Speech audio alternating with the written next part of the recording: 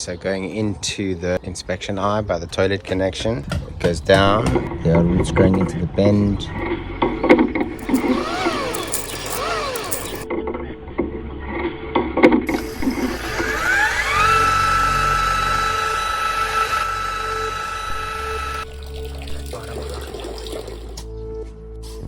An earthenware connection which we will convert to PVC going all the way through into the septic tank.